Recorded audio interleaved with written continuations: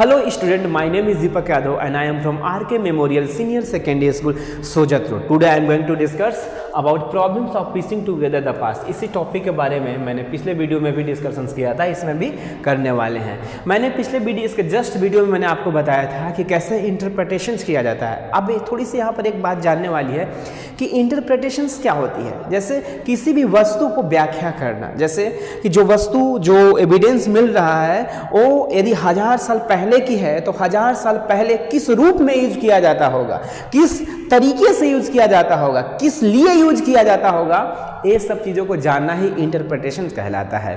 तो आज हम इंटरप्रिटेशंस के बारे में ही जानेंगे। जैसे कि पिछले वाले आपको स्लाइड्स में मैंने आपको इंटरप्रिटेशंस के बारे में चीज़ें बताया था इंटरप्रिटेशन, तो अब हम इसी चीज़ को कंटिन्यू करने वाले हैं इस वीडियो में। तो पुनः हम आते हैं, हमने आपको बताया था कि जो भी स्टैचू, मूर्ति या सील्स वगैरह पर कुछ अनयूजुअल और अनफैमिलियर चीज़ें दिखती है तो वो उसको रिलीजियस चीज़ों से जोड़ देते हैं, रिचुअल चीज़ों से जोड़कर उसको इंटरप्रिटेशंस कहते हैं कि हाँ ये जो चीज़ मिल रही है ये इन दैट टाइम पीरियड में आपको इस चीज़ में यूज किया जाता होगा, धार्मिक या रिचुअल चीज़ों में इसको यूज किया जाता होगा। इस तरह से इंटरप्रिटेशन वो कर रहे हैं कौन? आर्कियोलॉजिस्ट। ये भी एक तरीका है इंटरप्रिटेशन व्याख्या करने का किसी भी चीज़ का। उसी को कर में आगे चलते हैं। इसी के साथ अदर जो प्लांट और मोटिव्स, अब ऐसे बहुत सारे सील्स मिले हैं जिसमें प्लांट या मोटिव्स, एनिमल्स वगैरह को उसमें डिपिक्ट या चित्रित किया गया है। अब इस चीज़ को, क्योंकि वो एनिमल जिससे चित्रित किया गया है सील पर, वो थोड़ी विशिष्ट एंड अनयूजुअल, अनफैमिलियर है, मतलब और भी जो एनिमल्स हैं उससे अलग है।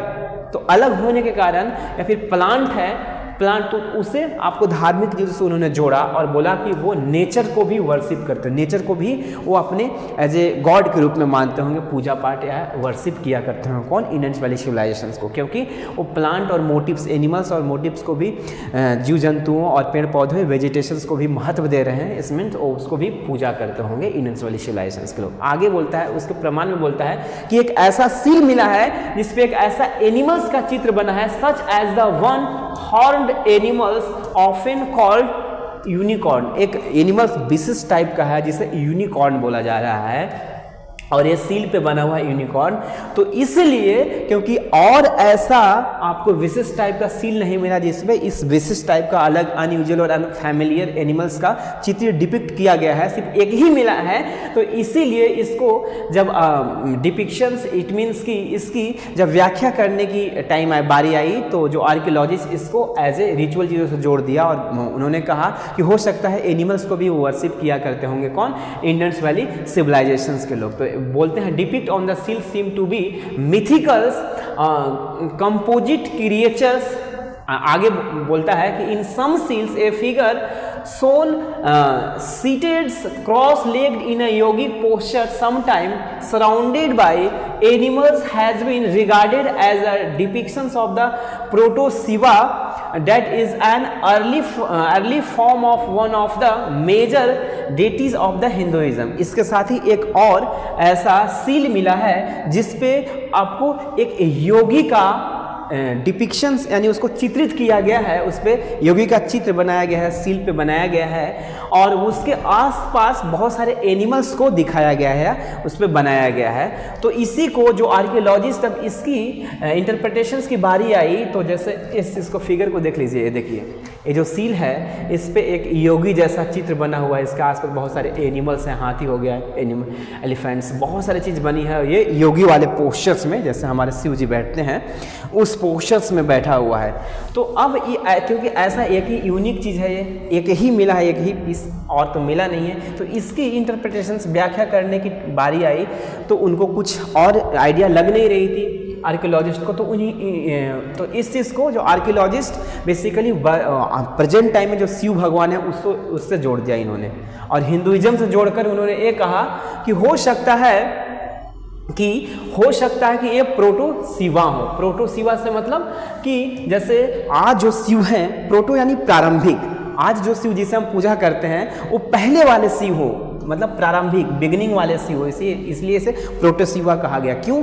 क्योंकि ऐसे इनको स्ट्रक्चर्स, इनकी वेशभूषा देखकर ऐसा लगता है कि हाँ, क्योंकि शिव भगवान को पशुपति भी कहते हैं, पशुपति पशुओं का पति, तो इसके आसपास बहुत सारे एनिमल्स भी हैं, पशु भी हैं, तो इसलिए इसे प्रोटोसिवा नाम रखा गया। लेकिन ये भी तो हो सकती है, इसका दूसरा तरीका ये है कि मे बी ये ना हो, कोई और सिंपल सी योगी का ही चित्र हो, लेकिन हम क्या समझ रहे हैं, एज ए भगवान के रूप में उसे आपको व्याख्या कर रहे हैं, इंटरप्रिटेशंस कर रहे हैं। हो तो कुछ भी हो, तो दोनों में से कोई एक हो सकता है, लेकिन क्योंकि हमारे पास इसकी लिपि पढ़ी नहीं गई है, समझा नहीं गया है, तो हम कन्फर्मेशन के साथ चीज़ों को इंटरप्रिटेशंस करना हमारे लिए मुश्किल है, हमारे आर्कियोलॉजिस्ट के लिए मुश्किल है। इसीलिए वो इस तरीके से आर्कियोलॉजिस्ट उसको इंटरप्रिटेशंस व्याख्या करने के प्रयास करते हैं और इस चीज़ को प्रोटोसिवा का नाम दिया उन्होंने। लेकिन ऐसा हो, बेसिकली हो कुछ भी सकता है, हो ये सकता है कि ये सिंपल कोई आदमी रहा हो, योगी रहा हो, लेकिन आज हम इसे शिवा के रूप में रिकग्नाइज कर रहे हैं। आगे बोलता है कि बिसाइड